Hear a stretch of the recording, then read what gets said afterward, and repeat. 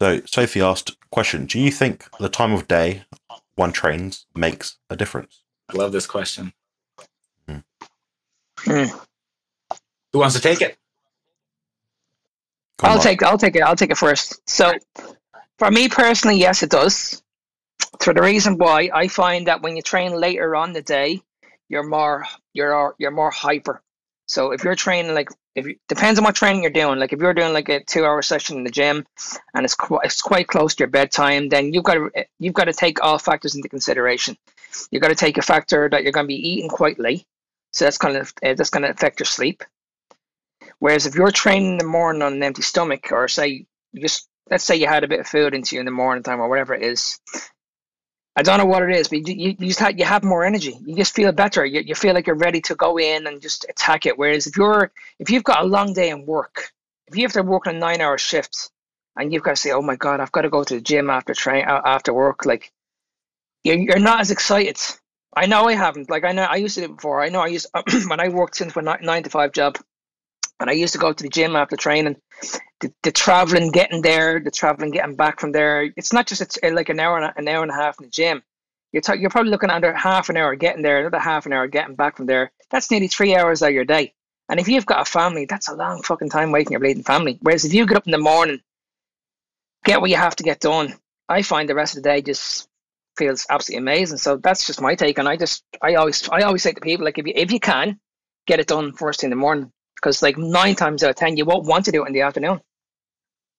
Would it be helpful if I provide you guys a bit more context? Yeah, so Sophie is typically training about 30 to 40 minutes per session. Quite high intensity. She's a home gym, so it's not a case of traveling anywhere sort of thing.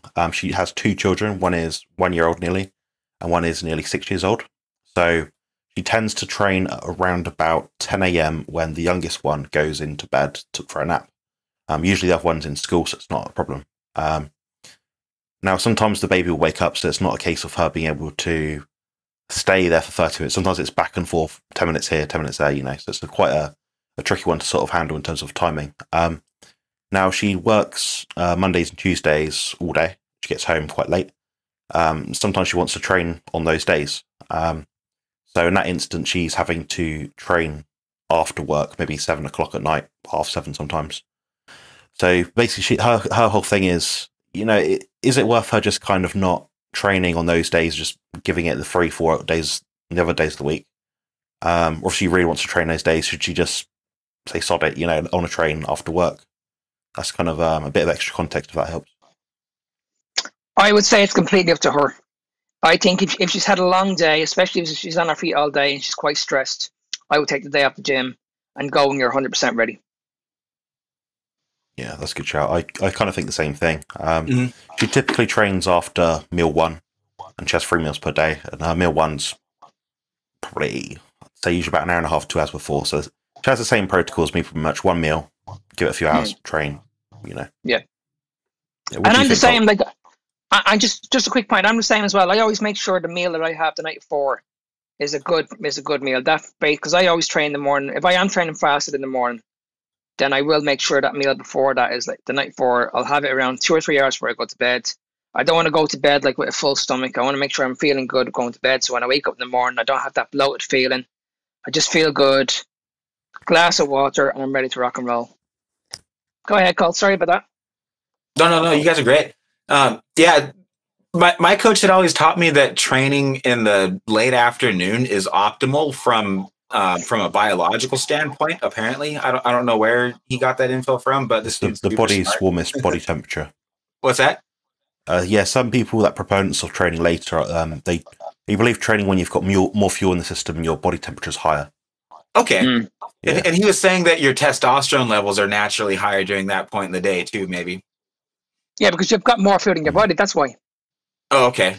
Right on. When you've got more food in your body, then obviously it will go up. But I find that the more food you have in your body, if you're able to digest it properly, then you'll be able to train really, really hard. But I also find that if you're after having 4 or 5 feedings before you go to the gym, I've done it myself. I didn't feel good at all. My workouts weren't good at all. I felt like shit. I didn't feel good at all. Whereas when I changed it in the morning time, And I stuck with that routine. I think the routine is key. Like, right, if you go to the gym at the same time every day, it just becomes a routine. But when it comes to the afternoon, and then especially knowing that you have to have that meal, let's say you finish work at 5 o'clock and you haven't eaten since, like, say 3 o'clock, and you're panicking, oh my God, what do I have? Most people just, like, say down a shake before they go to the gym, bleeding crazy stuff.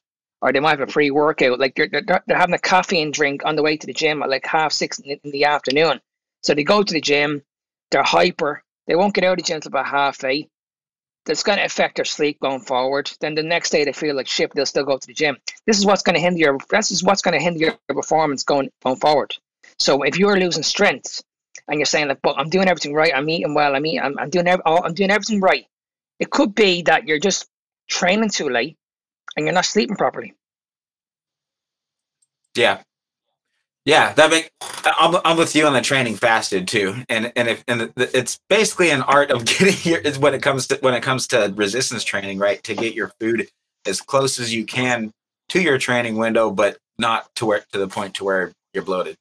So, So my last meal is always right before I go to bed, and then I do wake up feeling like almost kind of a little bloated, but I get great muscle pumps. And so lately I've just been waking up, and just kind of the first thing that I do is just start pumping the smaller muscle groups, and then and then intuitively think about what compound moves that I need to do based on my personal physique goals throughout the rest of the workout.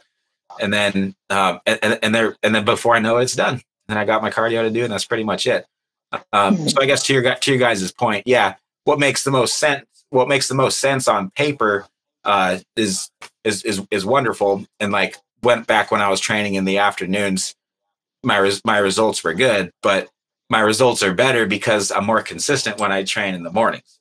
So that's why, I mean, even Arnold in his book was like, he's just a morning trainer because that's when because that's how you set yourself up for the rest of the day. You know, you don't want to be thinking about the fact that you have to work out later in the day. You want to knock that thing. You want to knock it out first thing in the morning, and then the entire rest of the day, you're like, yeah, I feel amazing.